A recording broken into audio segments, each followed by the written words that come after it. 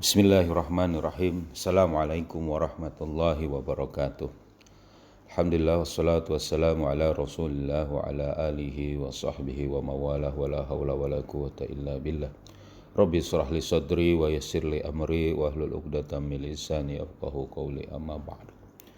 Alhamdulillah bertemu kembali dengan kajian kita kali ini. Kita akan membahas tentang membumikan Al-Quran. Alhamdulillah pada saat ini kaum muslimin sudah semakin akrab dengan Al-Quran, karena Al-Quran bagi mereka sebenarnya adalah yang memberi makna kehidupan ini. Mengikuti aturan Al-Quran, ya tentu saja itu adalah aturan Allah, adalah memberi warna dalam kehidupan mereka. Dan bahkan seolah-olah kalau Al-Quran tidak menghidupi atau tidak menghiasi kehidupan mereka, kehidupan seorang mukmin laksana bangunan yang reot yang mau rubuh. Oleh karena itu kita harus memahami bagaimana makna maksud dari membumikan Al-Quran ini. Pendengar yang dirahmati Allah, membumikan Al-Quran tiada lain kecuali kita harus menjalankan 4 hal yang harus kita lakukan.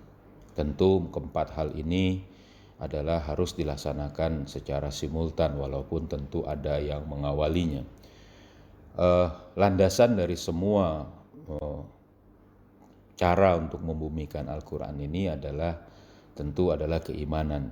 Jadi keimanan kita kepada Allah ini adalah yang paling pertama. Jadi kita tidak boleh lagi memperkarakan, mempermasalahkan kegoncangan dalam diri kita tentang bahwa Allah adalah Tuhan yang Maha Kuasa, Rabb semesta alam, yang menciptakan kita dan memberikan petunjuknya untuk kehidupan kita di dunia. Dan ini adalah keimanan yang tidak ada diskusi lagi, tentu maksudnya di sini bahwa keimanan kepada Allah adalah nomor 1 untuk kita semuanya. Nah, bagaimana cara untuk kita membumikan Al-Quran? Seperti dikatakan tadi, ada 4 hal yang harus kita laksanakan. Yang pertama adalah kita membaca Al-Quran. Yang kedua adalah menghafalnya, tentu ini harus sudah kita pahami. Ini yang ketiga ya, kita harus sudah memahaminya setelah menghafalnya.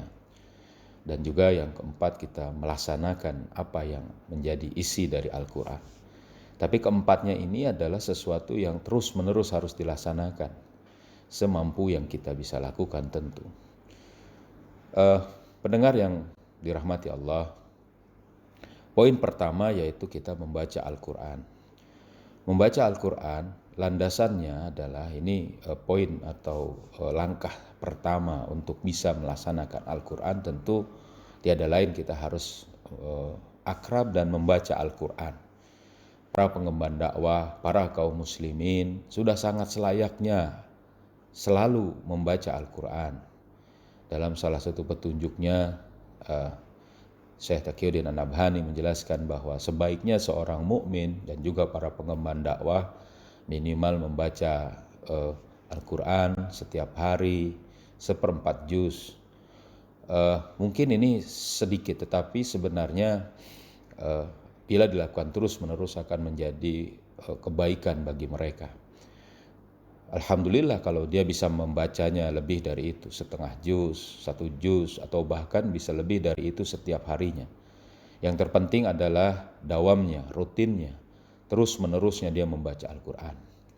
Nah, dalam membaca Al-Quran ini, landasan pertama untuk kita bisa menyemangati diri kita untuk membaca Al-Quran adalah tadi, keimanan bahwa Al-Quran ini adalah kalamullah. Seperti kita tadi sudah jelaskan bahwa keimanan kepada Allah tidak ada tawar-menawarnya. Jadi sudah menjadi landasan bagi seorang mukmin. Tapi merasakan keagungan Al-Quran, bahwa Al-Quran adalah kalamullah, ini harus dihadirkan. Kenapa? Bahwa Al-Quran adalah firman Allah Subhanahu wa Ta'ala. Kita tidak mungkin memahami dalam benak kita bahwa Al-Quran adalah buatan orang Arab, karena orang Arab itu tidak bisa untuk menerima tantangan Allah Subhanahu wa Ta'ala. Qul in kuntum a'udzubillahi minasyaitonir rajim. Wa in kuntum fi raibim mimma nazzalna ala abdina fa'tu bi suratin min mislih. Apabila kamu merasa ragu dengan apa yang kami turunkan, yaitu Al-Quran, kepada hamba kami, kepada Rasulullah SAW, fa'tu bi suratin min mislih, maka datangkanlah semisal satu surat saja. Dan orang-orang Arab tidak bisa mendatangkan itu. Bahkan kalau dia meminta seluruh bantuan manusia, tidak bisa. Ini adalah bahwa menjelaskan tidak mungkin Al-Quran buatan orang Arab. Termasuk juga tidak mungkin Al-Quran itu buatan Nabi Muhammad SAW. Bahwa Nabi Muhammad SAW adalah juga bagian dari orang Arab. Seluruh orang Arab ditantang tidak bisa, apalagi Rasulullah SAW sendirian. Dan memang Al-Quran itu memang bukan ucapan Nabi Muhammad SAW. Itu adalah firman Allah, kalam Allah. Inilah landasan pertama bahwa Al-Quran itu adalah kalam Allah.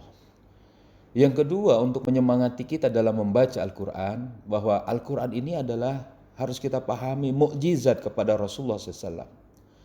Mukjizatnya Al-Quran kepada Rasulullah SAW, yang namanya mukjizat itu maksudnya adalah yang memberikan kelemahan kepada pihak lain.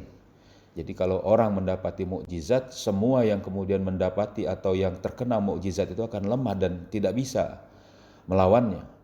Nah, mukjizat Al-Quran itu adalah apa? Mukjizat Al-Quran adalah tercermin dari gaya bahasanya yang mengandung makna. Ini luar biasanya.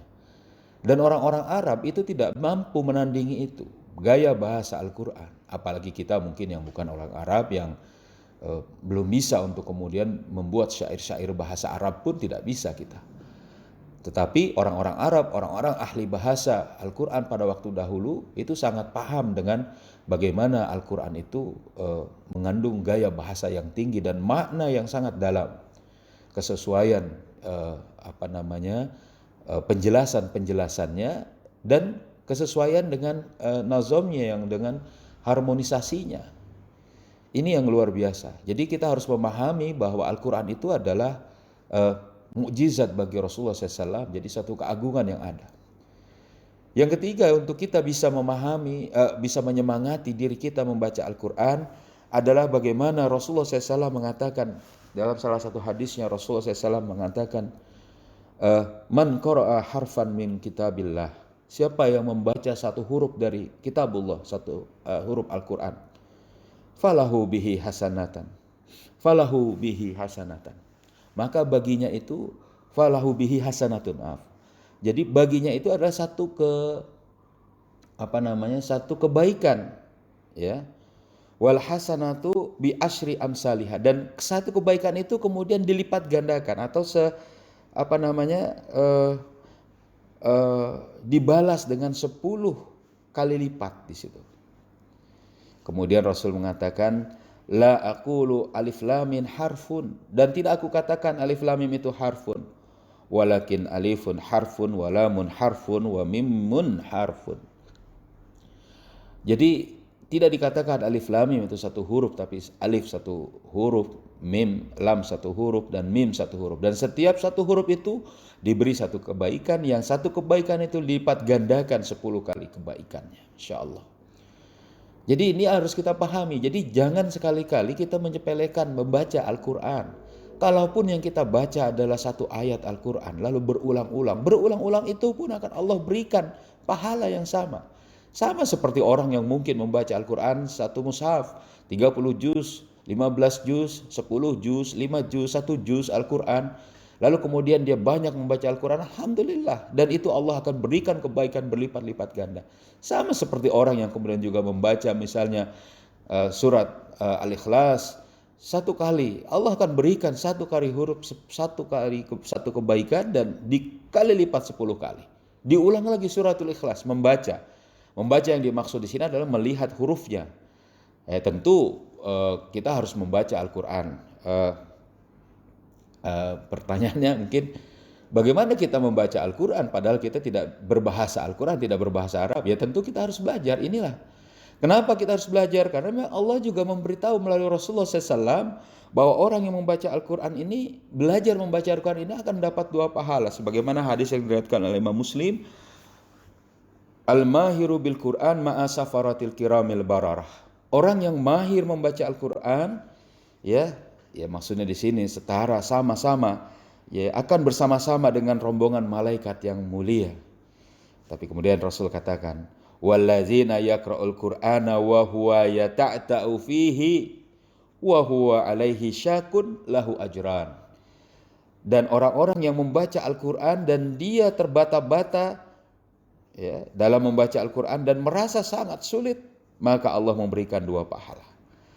Hadis ini cukup bagi kita untuk menyemangati kita untuk belajar Al-Quran. Kalaupun kita misalnya baru belajar Iqra, baru kemudian mulai membaca Al-Quran, kadang salah membaca mana ba, mana na, mana ta, mana ya, mana ja, mana kha. Pada saat itu Allah akan tetap berikan 2 pahala bagi kita. Insya Allah. Inilah poin pertama untuk kita bisa membumikan Al-Quran, yaitu kita harus membaca Al-Quran. Kita pahami bahwa Al-Quran kalamullah. Kita dah hadirkan dalam diri kita keagungan Al-Quran adalah mukjizat bagi kaum, bagi kita semua, bagi manusia. Kita lemah di hadapan Al-Quran. Dan yang jelas berikutnya kita harus membaca Al-Quran. Kenapa? Kita akan bersama dengan malaikat yang mulia. Ataupun kalau pada saat kita terbata-bata, kita akan mendapati 2 pahala. Ini yang pertama, membaca Al-Quran. Para pendengar yang dirahmati Allah, poin kedua untuk kita bisa membumikan Al-Quran adalah kita harus mencoba atau kita harus menghafal Al-Quran. Mulailah menghafal Al-Quran, sedikit atau banyak, terus menerus. Mulailah menghafal Al-Quran. Kenapa? Setelah kita membaca Al-Quran, membaca berbeda dengan menghafal. Membaca melihat hurufnya, sedangkan menghafal adalah melafazkannya. Tentu tidak boleh satu huruf pun salah dari bacaan kita yang kita hafal. Kenapa hal ini menjadi penting bagi kita? Karena menghafal Al-Quran adalah bagian dari membumikan Al-Quran yang termasuk paling penting setelah kita membacanya. Bagaimana mungkin seorang mukmin tidak ada hafalannya dalam dirinya Al-Quran? Ini yang tadi dikatakan bahwa Rasulullah SAW sebenarnya menjelaskan dalam hadis riwayat Imam At-Tirmizi tentang seseorang yang tidak ada hafalannya dalam dirinya satupun ayat Al-Quran. Rasul mengatakan, innal ladzina laisa fi jawfihi syai'un minal Qur'ani kal baitil kharib. Sesungguhnya orang yang dalam hatinya, fi jawfihi, di dalam dirinya, dalam hatinya di sini maknai, satu pun dari Al-Quran, sedikit pun dari Al-Quran yang dia hafal, maka kata Rasulullah, kal baitil kharib. Jadi seperti rumah yang akan rubuh. Maksudnya di sini bagaimana? Mulailah menghafal Al-Quran, sedikit pun atau alhamdulillah banyak. Menghafal Al-Quran akan mengokohkan hati kita, menenangkan jiwa kita. Tentu maksudnya di sini bukan berarti sekedar menghafal, tapi betul-betul menjaganya, memeliharanya, menjadi hafiz, menjadi pemelihara. Orang yang hafiz, orang menjadi pemelihara Al-Quran itu bukan tentu puncaknya adalah dia menghafal seluruh Al-Quran, apalagi dengan lagamnya, apalagi dengan rasamnya, dengan membacaannya. Dia hafal 30 juz, alhamdulillah. Tapi kalau misalnya dia menjaga dirinya untuk terus menghafal Al-Quran, dia punya jadwal, dia punya rutinitas untuk terus membacanya, menghafalnya, ya, maka pada saat itu mudah-mudahan dia bisa dikatakan sebagai seorang hufaz, para penghafal Quran. Dia menjadi orang yang menghafal Quran. Harus ada dalam dirinya waktu untuk terus dia dekat dengan Al-Quran. Para salafus saleh menghafal Quran di saat qiyamul lail. Atau mungkin di waktu-waktu yang lain, di siang hari, di pagi hari, di sore hari. Silakan, hafalkan Quran. Bagaimana cara kita menghafal Quran? Tidak ada lain kecuali harus kita mulai dengan memohon kepada Allah, berdoa kepada Allah. Ya Allah, bahwa kita ingin menghafal ayat-ayat Al-Quran, kalamullah ini.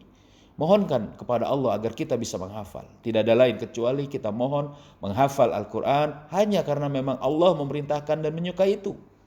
Sebagaimana tadi kata Rasulullah SAW, hafalkan Quran sedikit pun. Jangan kemudian kita berpikir, wah dia sudah hafalannya 30 juz, dia hafalannya 15 juz, dia hafalannya 10 juz, 5 juz. Tidak. Hafalkan semampu kita. Tentu maksudnya pada saat kita hafal, kita jaga jangan sampai hilang.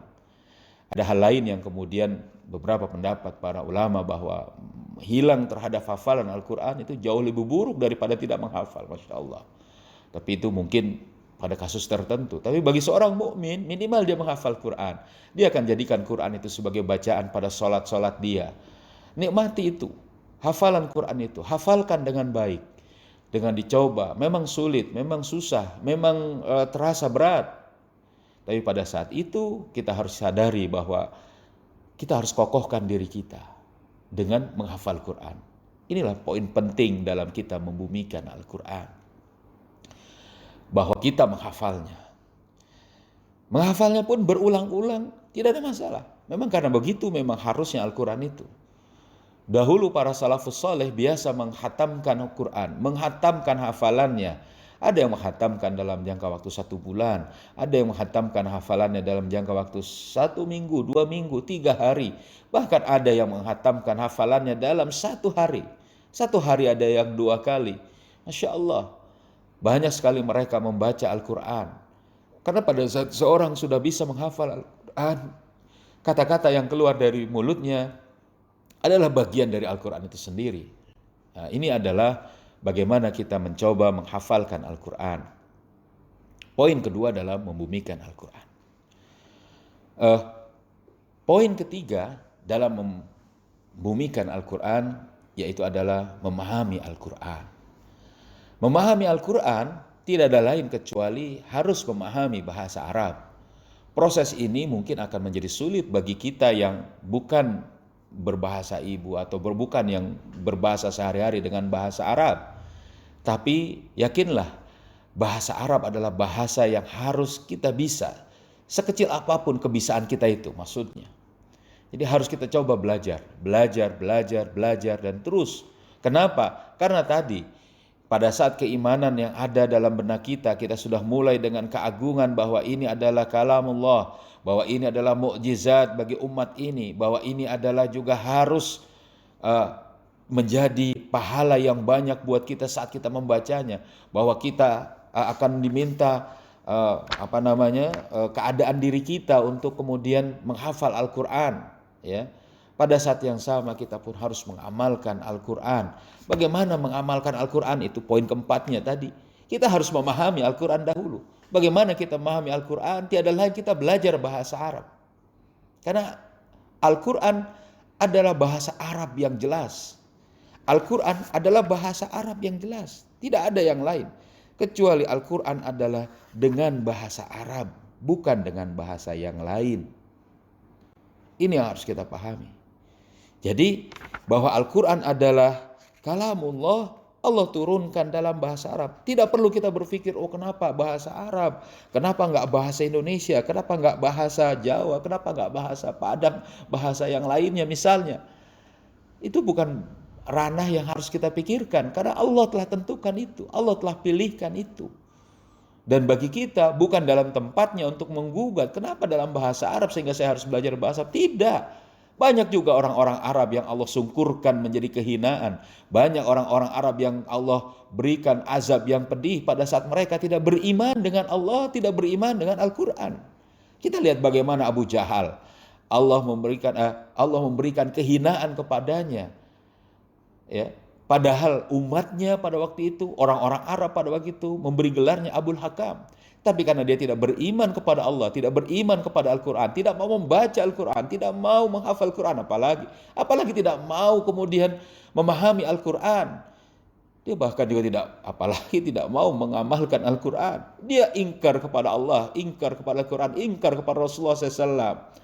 Allah hinakan. Bahkan Allah memberikan gelar melalui lisan Rasulullah SAW. Abu Jahal, bapaknya kedunguan, bapaknya kebodohan, bapaknya kegoblokan. Padahal dia orang Arab.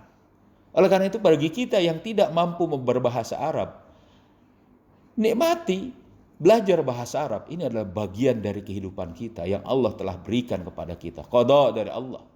Oleh karena itu, tiada lain dalam memahami Al-Quran adalah harus kita belajar bahasa Arab. Sekecil apapun itu, nikmati itu. Syukuri itu bahwa kita baru bisa bahasa Arab. Misalnya mengenal hurufnya, baru bisa membacanya, baru bisa menghafalnya, baru mencoba memahaminya. Mudah-mudahan nanti Allah akan berikan lagi ilmunya. Allah berikan pengajaran bagi kita dan keluasan ilmu. Inilah mungkin yang ketiga tentang bagaimana kita harusnya mencoba memahami Al-Quran, yaitu dengan bahasa Arab. Para pendengar yang dirahmati Allah, poin keempat dalam kita membumikan Al-Quran adalah beramal dengan Al-Quran. Beramal dengan Al-Quran tentu adalah satu konsekuensi bagi kita seorang mukmin. Bagaimana mungkin seorang mukmin, seorang muslim, pada saat itu dia beriman kepada Allah, dia mengatur hidupnya tidak dengan Al-Quran. Masya Allah, bagaimana mungkin? Maka beramal dengan Al-Quran adalah satu kemestian. Apalagi Rasulullah SAW mengatakan kepada kita, Iqra'ul Qur'ana wa'amalu bih. Hadis ini riwayat Imam Ahmad, Imam Tabrani dan yang lainnya. Hadis ini hadis sahih. Bacalah Al-Quran, ini yang dimulai tadi. Kemudian kata Rasulullah SAW, wa'amalu bih. Dan beramallah dengannya. Artinya tuntun hidup kita dengan Al-Quran. Setelah kita membaca Al-Quran, menghafalkan Quran, kemudian kita mencoba memahami, tentu maksudnya memahami Al-Quran. Memahami Al-Quran sudah banyak kita mendapati pengajaran dari para guru-guru kita. Bahkan ada Al-Quran yang kemudian dengan tafsirnya diterjemahkan, terjemahannya dan sebagainya. Tentu nanti bagaimana maksud dari pemahaman ayat Al-Quran, makna-makna tadi adalah bagian dari memahami untuk kita bisa mengamalkan. Mengamalkan Al-Quran tiada lain adalah menjalani kehidupan sesuai Al-Quran. Bahkan pada saat Rasulullah SAW digambarkan oleh Siti Aisyah, pada saat sahabat juga bertanya kepada Rasulullah tentang akhlak, tentang tingkah laku Rasulullah SAW. Siti Aisyah menggambarkan khuluquhul Quran. Akhlak Rasulullah SAW, tingkah laku Rasulullah SAW adalah sebagaimana laksana Al-Quran. Karena Rasulullah SAW adalah pelaksana langsung, contoh terbaik bagi kita bagaimana Rasulullah SAW melaksanakan Al-Quran. Para pendengar yang dirahmati Allah, dalam menerapkan Al-Quran, dalam mengamalkan Al-Quran, tiada lain kecuali kita harus mengamalkan secara totalitas, secara penuh. Dan ini harus kita usahakan. Tidak boleh dalam benak kita sedikit pun membagi, memilah-milah. Ini harus kita kerjakan, ini tidak kita kerjakan, ini kita tidak. Seluruh isi Al-Quran kita kerjakan. Seluruh isi perintah Allah dalam Al-Quran kita amalkan. Tiada lain. Pada saat Allah memerintahkan aqimus shalah wa atuz zakat, Allah memerintahkan untuk salat, membayar zakat, amalkan. Begitu juga pada saat Allah memerintahkan kutiba alaikumus syiyam, amalkan. Allah perintahkan kepada kita berpuasa, amalkan. Begitu juga Allah perintahkan kepada kita pada saat wasyariku wasyarikatu faqta'u aydiyahuma. Pencuri laki-laki, pencuri perempuan, maka potonglah tangan dari pencuri itu. Kalau dia mencuri dalam hukum Allah, hukum hudud. Atau pada saat orang-orang yang kemudian berzina, wazaniyatu wazani fajlidu kulla minhuma mi'ata jaldah. Maka Al-Quran menyuruh kita seperti itu. Harusnya kita adalah juga menjilid, merajam para pezina. Termasuk di dalamnya pada saat Allah sudah memerintahkan kita menjalani ibadah puasa, kutiba alaikumus syiyam. Allah merintahkan kepada kita kutiba alaikumul qisas. Allah perintahkan, diwajibkan atas kamu untuk melakukan qisas. Ini adalah amal dari Al-Quran. Pada saat Allah memerintahkan kita, menghalalkan kepada kita jual beli, Allah perintahkan haramnya juga riba. Kita harus jauhi riba. Wa halallahul bai'a wa harramar riba. Ini adalah bagian dari mengamalkan Al-Quran. Terus menerus. Dalam pengamalan Al-Quran ini ada yang secara individu, ada yang secara berjamaah. Secara individu tentu kita harus mencoba melaksanakannya dengan sepenuh hati kita untuk secara individu, karena tidak terkait dengan yang lain. Tapi ada yang secara berjamaah, secara bermasyarakat. Ini yang harus kita bersama-sama dengan umat. Disinilah pentingnya dakwah. Allah perintahkan kepada kita mengamalkan Al-Quran. Dan pengamalan Al-Quran adalah dengan seluruh sistem Quran. Ini yang kemudian Rasulullah SAW katakan, alaikum bisunnati wa sunnatil khulafa'ir rasyidin al-mahdiyin, adu alaiha binawajiz. Bagi kalian adalah sunnahku. Sunnah bagaimana mengikuti kehidupan. Jalan kehidupan mengikuti Al-Quran. Pengamalan Al-Quran. Pengalaman pengamalan syariat-syariat Allah. Kemudian Rasul katakan, dan sunnah para khulafaur rasyidin, dan juga jalan yang dilakukan oleh para sahabat-sahabat Rasulullah SAW dalam khulafaur rasyidin, dalam kekhilafahan, khilafah rasyidah ala minhajin nubuwah pada waktu itu contoh bagi kita. Dan kemudian diperintahkan kepada kita, adu alaiha binawajis, gigitlah, peganglah erat-erat dengan gigi gerahammu. Gigitlah itu dengan gigi geraham agar tidak lepas dari kehidupan kita. Contoh sebagaimana Rasulullah SAW dan para sahabat menjalani Al-Quran dengan seluruh sistemnya bersama-sama dengan masyarakat. Yaitu apa? Sistem Al-Quran, yaitu sistem khilafah rasyidah ala minhajin nubuwah. Belum lagi Rasulullah SAW mengatakan bahwa akan ada khilafah, akan ada yang kemudian pada saat itu menjalani Al-Quran dan seluruh apa yang kemudian Allah perintahkan kepada kita. Para pendengar yang dirahmati Allah, inilah maka tiada lain pada saat kita mencoba membumikan Al-Quran, pada saat itu Al-Quran harus senantiasa kita baca. Ini bisa kita lakukan bersama-sama semuanya. Kita membacanya, kita menghafalnya, kita mengamalkannya. Tentu maksudnya adalah kita memahaminya tentu, dan kita mengamalkannya. Dan keempat hal ini kita bisa jalani secara simultan dan terus menerus. Tentu perjuangan ini agar Quran ini bisa dibumikan dalam kancah kehidupan kita, tidak mungkin kita bisa melaksanakannya sendiri, kecuali pada saat kita melaksanakannya bersama-sama dan berjuang. Dan tentu dalam pembahasan yang lain nanti kita bahas, mudah-mudahan ada kesempatan bagaimana perjuangan untuk kemudian penegakan syariat Allah secara totalitas. Terakhir, ada satu hadis yang kemudian ingin saya bacakan berkaitan dengan apa yang kemudian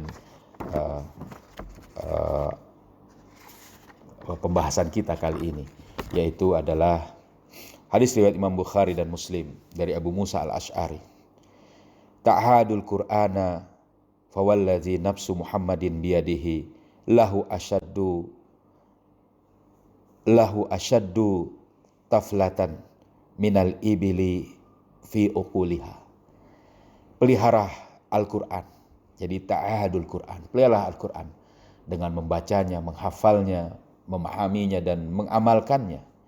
Sebab demi zat yang jiwa Muhammad ada di tangannya, sesungguhnya Al-Quran lebih cepat lepasnya dari ingatan kita, dari kelalaian kita, dari banyak hal kita, ya, dari hafalan kita, dari ingatan-ingatan kita, dari keengganan untuk kemudian mengamalkannya, daripada lepasnya unta dari tambatannya. Jadi unta kalau terlepas tambatannya, dia akan berlari menyelusuri padang pasir yang luas dan sulit untuk kemudian ditangkap kembali kecuali oleh orang-orang yang ahli.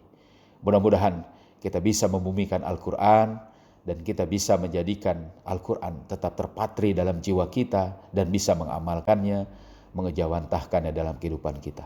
Barakallahu li wa lakum. Assalamualaikum warahmatullahi wabarakatuh.